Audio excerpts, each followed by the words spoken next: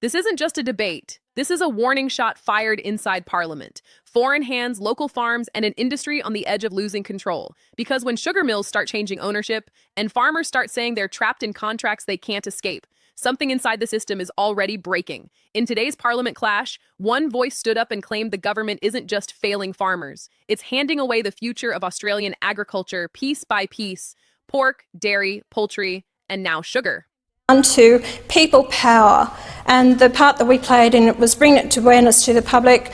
Also, getting the Prime Minister to actually have a look at it, and the Defence Minister and Defence Space. So I'm pleased where it went, but it just never ends. Now that's been finalised. Now I find I'm facing the battle now with the cane growers in North Queensland to do with their farming sector, and I ask myself, what is happening in this country?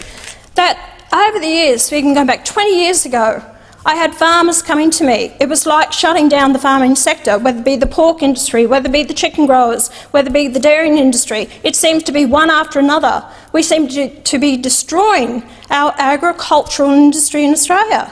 And I keep asking myself, why? Why can't we in this place see what is happening and start to help these people? It's not all about the dollar value to me. It's more important than that. It's about a way of life. What's your take on this heated exchange? Who made the strongest point? Drop your thoughts in the comments and join the conversation below. And I think that's so precious to people, and now I hear it all the time from migrants that came out here many years ago as migrants. They opened up the lands. It was the Germans, it was the Italians, it was all the different migrants that came here, created the farming, and especially North Queensland, it was the Italians. And now we seem to be forevermore just propping them up or destroying their whole industries. Now let me explain to people who don't understand what's going on. Queensland Sugar Limited, it's a not-for-profit industry. It's a service organisation that provides raw sugar, marketing, pricing, finance and logistics services to the Queensland sugar industry. Now this has been going for about 70 years, and they operate about 6 bulk sugar terminals on a cost recovery basis and are owned by Queensland cane growers and millers, returning all net returns to the industry they serve. So it's set up for the sugar growers, for the cane growers. But what happened was that under Labor in 2009, Wayne Swan as Treasurer, he actually allowed the sale of the sugar mills in the Burdekin to a foreign investor, a Singaporean foreign investor, to the tune of about $1.7 billion. Now the problems have started because, you see, the cane growers, they need to have what's called an on-supply agreement. They have a cane supply agreement with the mill, and then the mill must then do an agreement with Queensland Sugar as an on-sale. But now they can't have that agreement. They can't get an agreement with Wilmar. So Wilmar is holding up negotiations. How important is this? Well, a crop has to be harvested. So that sugar, the cane grower, he has, by the time he cuts his cane, he's got 12 hours to get it to the mill to be crushed. They can't take it anywhere else in the Burdekin because Wilmar owns the 4 mills. So the cane growers really, they're held to ransom if they don't get that on supply agreement. This parliamentary clash focuses on a heated debate about Australian farming, foreign ownership, and government control over key agricultural industries. The speaker begins by claiming a political victory, stating that public pressure and awareness helped stop a controversial land acquisition case. This is presented as proof that people power and political action can influence major decisions. From there, the speech quickly expands into a much larger concern: the long-term decline of Australia's farming sector. The argument claims that over the years, multiple agricultural industries such as pork, poultry, dairy, and now sugar have been weakened or placed under pressure. The speaker suggests this is not an accident, but part of a wider pattern of policy failure and foreign influence. The tone becomes increasingly critical, raising concerns that Australian agriculture is losing control over its own future. A major focus of the speech is the sugar industry in North Queensland.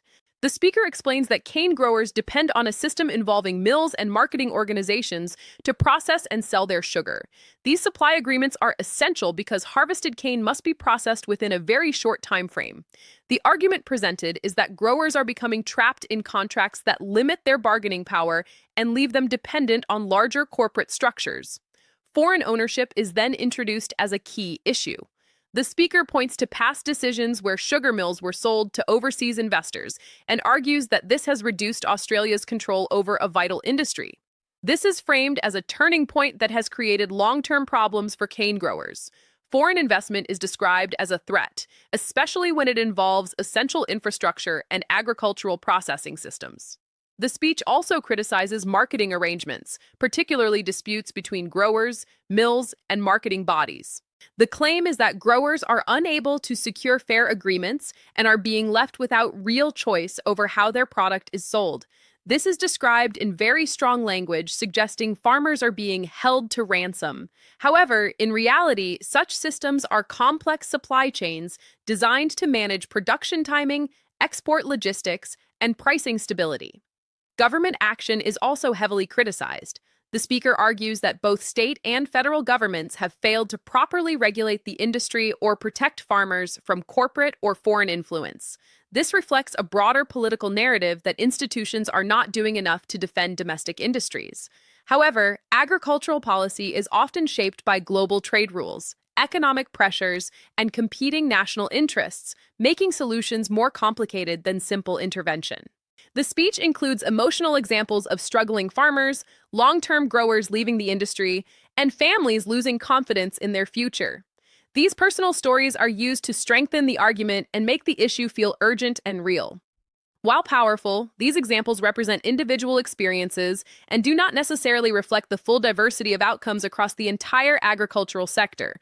Throughout the commentary, strong emotional language is used to increase impact. Words suggesting destruction, control, and crisis are repeated to create a sense of urgency. This style is common in political debate because it captures attention and builds emotional response. But it can also reduce nuance by simplifying complex economic systems into conflict narratives. In reality, the situation is more complicated. Australian agriculture operates within a global market where foreign investment, export demand, and supply chain integration all play important roles. Foreign ownership is not automatically negative. It can bring capital, efficiency, and international access. At the same time, concerns about national control and fair returns for local producers are valid policy issues that governments must balance carefully. Overall, this parliamentary moment is not just about farmers or sugar production. It reflects a deeper ideological conflict about how Australia should manage its economy, whether to prioritize national control and protection of local industries or to embrace global investment and market integration. The speech strongly leans toward protection and sovereignty, using emotional framing and real-world concerns to support its argument.